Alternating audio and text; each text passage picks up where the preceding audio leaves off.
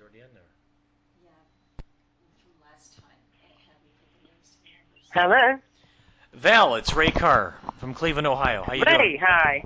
Yeah, very well, thank you. Good. How is life in Australia? Life in Australia? There's nowhere else I'd rather live. Val, why is that? Why do you like Australia so much? Well, for a start, the climate's fabulous. It's a very free life. It's also free of stress and worry and terrorism, dare I say, is minimal here. Yeah, it's got a lot to go for it. And the only thing that disappoints me is appreciation of the arts here is second to sport. That's good. That's really good. Now, Val, where did Well, you? I think it's terrible. Well, I mean, it's good in one sense and bad in another. I mean, that's we have to. The problem is we have to keep our priorities straight. And some people, I think, in the world do not keep their priorities straight. True. I was asked for a quote when they brought out Who's Who of Australian Women, and I said yes. I'd like to say that I'd like to remind everyone in government in this country that seldom, if ever, has a civilization been remembered for its ball games, where art endures. Well, the arts are incredibly important, and that's something that will endure for the end of time. Well, I would hope so. Mm. Well, You can hear a weird noise, by the way. It's because wild cockatoos are screaming around me. well, yeah, you guys have a lot of indigenous birds that we don't necessarily deal with here in the United States. Oh, no, we've got a few cockatoos and all that sort of thing, and parrots everywhere, yeah.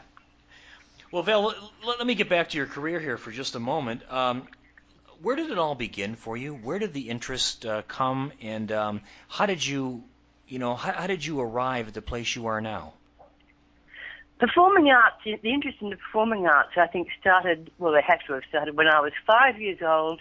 My mother took me to my first series of Italian operas. Now, the Italian Opera Company was touring in Australia to get the Australian people ready for the fact that we were going to have a very large number of Mediterranean migrants after the Second World War. And so what we did was my mother would take me to the theatre early. She'd buy a program and she'd read me the synopsis. And even if it was all in Italian, it didn't worry me because I knew what the story was. I just made up the bits in between. We sat in E row, as I remember, on the aisle because I can remember thinking I wanted to get down there and get on the stage and be part of Cho-Cho San's entrance in Madame Butterfly, but I couldn't work out how to get across the pit, and plus I knew my mother wouldn't be terribly pleased if I did it. But the sound and the spectacle really impressed me. I then used to bore my friends when my mother gave me and father gave me at the age of 8 a wind-up gramophone. Remember, I'm old. I'm now 72. And I used to, nearly all of my recordings were, in fact, operatic arias. And I used to play them and act out Cho-Cho San's suicide and as I said, for all my friends who were all bored to death. Yeah. Our special guest, Val Lehman, here on the Ray Carr Show. Val, you obviously can sing very well, and it's helped you throughout your career. How about acting? Tell me how you got into acting as well. Well, because I was doing very well at singing at school, and when singing was a subject at my school, my mother thought that if I'm going to head in that direction, it would be a good idea if I could act as well. So she enrolled me in the National Theatre Drama School when I was 14. And I just didn't know that there were drama schools. I had no idea. I loved it. I took to it like a duck to water, and I shone immediately. So of course I enjoyed it. Unfortunately, the school then moved from the city into a suburb where my mother wouldn't allow me at that age to come home in the evening, because it was an after-school night in the late afternoon, early evening. Wouldn't allow me to come home quite a distance unescorted, so I had to stop going. But that was a huge taste. And then when I went to art school, I studied fine art at RMIT, I got very involved in the amateur, not the amateur, the college dramatic society and the reviews. They used to do interfaculty reviews, and I got involved in performing and writing them and just enjoying them, basically. And then the man I married, I actually met him on stage.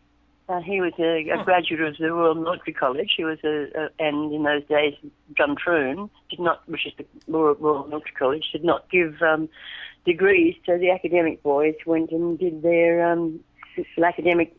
got their degrees when they graduated from Duntroon. They went to civilian school to finish their degrees. And I literally met him on stage. So I married this career army officer. And I then sort of became very involved in the Army Amateur Dramatic Societies. Wow. And worked in the amateur theatre for a long time. And when I went to England, I thought, for me, this was the mecca of theatre, particularly classical theatre for me. And I saw some wonderful productions in the West End, but I also saw some absolute rubbish, which astounded me.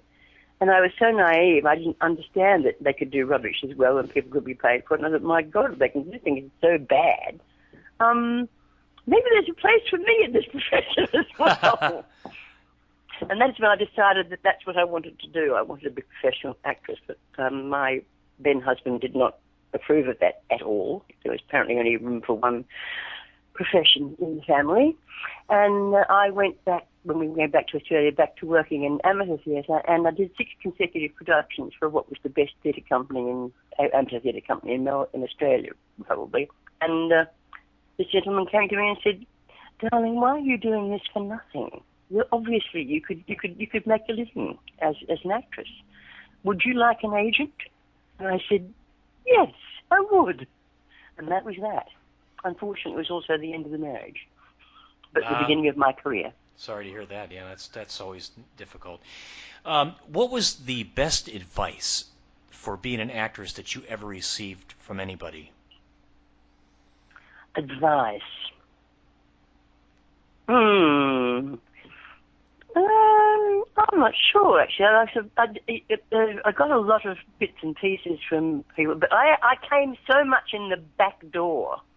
I think that the best advice I ever got was when we were in Townsville. There was a director who was okay. It was an amateur company, but he had been a professional director in Holland, and he's the one that taught me to hone my powers of observation, and to be able to let things go, don't hang on to them. That was a very good piece of advice for me. Any particular roles for you, Val, that you found to be incredibly difficult to deal with? No, not really. There are an awful lot of roles that I haven't had the opportunity to do. I just haven't done as much classical, anywhere near as much classical theatre. I mean, I think I would love to have played Medea, and I've never, ever done a Shakespearean play. I've been cast twice and the production's fallen apart, and I've never got on stage, unfortunately, in a Shakespearean production. But I've never found a part terribly, terribly difficult. The more difficult they are, the more I tend to enjoy getting my teeth into them, I have to say. Very interesting. I mean, the characters like Annie Wilkes in Misery, for instance. I had a very successful season at that in England on stage. Besides Shakespearean and classical performances, is there anything in the movies that you'd like to do that you haven't done as of yet? Oh, well, I have done some movies, obviously, but nowhere near as many as I would like to do. This thing that a lot of aspiring actors and actresses don't understand is the greatest thing the thing you need is opportunity. Yeah. More than anything else. I agree with that. I mean, the world is full of tremendous actors who've never had the opportunity to strut their stuff and to show it. And I feel that that's the case with me, in that I haven't had the opportunity to show what I can do in classical theatre. But I was very fortunate and had the opportunity to show what I could do on the television screen. And that was out of the blue and completely unexpected and very lucky. Right. Now, television's a totally different animal than the movies and being on stage. How do you adapt your talents to television? Well, a lot of people will tell you, but actors will say that television is, or screen in general, actually, because I was a stage performer first, is much smaller. You know, it's not as exaggerated as theatre, and they're right in one way, except that, in my opinion, it is another form of exaggeration. It's exaggerated naturalness. And one of the most interesting things I ever heard an actor say, I was in the same interview program with John Hurt many years ago, and he was asked that usual old question, you know, which would you prefer to do, theatre or in stage or screen? And he said, and I was very interested to hear the answer to this, and he said, well, he enjoyed both, but the magic thing about screen is it acts in a whole other dimension to performance, in that the camera can capture thought. And you don't have that on stage. And I thought, oh, he's so right. How wonderful. What a wonderful way to put it. Yeah, so I always credit him with that. The camera can, yeah, I agree with that. I mean, it's just like get up close, and sometimes in a theater, you can't always see the emotion of the faces of the actors and actresses on stage. Exactly, that's right. Who are some of the so you have a whole new dimension. Sorry? Now, who are some of the great people that you work with that you enjoyed? Oh, that I worked with? Oh, odd people. For instance, I did a film with the Australian Ballet, and I worked with Rudolf Nureyev. Oh, my God, really? Yes, indeed, I did. And I was directed by him. I was only playing an extra as it started out, and it was a ballet, and I'm not a ballet dancer. But he was making a film of what was it? I can't remember the name. Don Quixote is the ballet, yes. Don Quixote. And they needed a lot of people to look like Spanish people, and they went down to the South Melbourne markets and cast all these people with very dark hair, and then got them on set. And of course, the Australian film industry was only just sort of getting back together at that point. It was in the 70s. Early 70s, and they couldn't take direction, and Nureyev got very angry with them, and they started being temperamental and difficult and saying that they would destroy the continuity of the movie, not realizing, of course, that once they've done one scene, the producers could get rid of them anyway. So they went around, desperately phoned around to all the agents saying, "Does anybody want to come and work on this?" And the money was very good, and I said to my agent, "Yes, a major feature. Yes, I'd want to go and learn some about that for a start." So off I trotted. And I had very, very long red hair at that time, right down to my waist. And I saw all these women with, sort of black fright wigs on, all looking very dark and smashed. And I thought, my God, they're never going to be able to get a wig over my hair. And they couldn't. And Nureyev looked at it, and I said, I'm Castilian. There are a lot of red-headed Spaniards. He said, yes, but you look too Botticelli, and sent me to have my hair teased out and sprayed and teased until it stood out like the burning bush. I went back on set. He went, oh!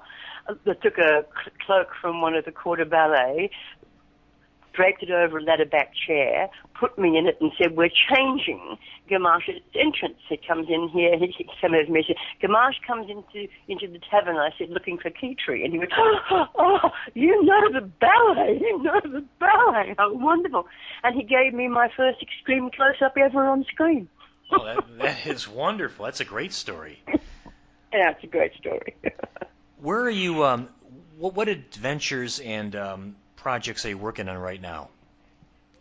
At this very moment, I am back sitting in my house. I live on an island, in a subtropical island in Australia, and pulling things together because I had been away from my house for a year and a half, touring in the musical Grease. Oh, and I'm into Melbourne, Sydney, Brisbane, Adelaide, and Singapore, and Perth, and Hobart. A big tour, a year and a half, major Australian production. And so I have, a lot of things to do, and I'm back now, organising my house again. And in a couple of weeks, I'm going to the UK to do probably my swan song, personal appearances for the Prisoner fans over there. Prisoner Cell Block H, they called the show that I'm most famous for in England.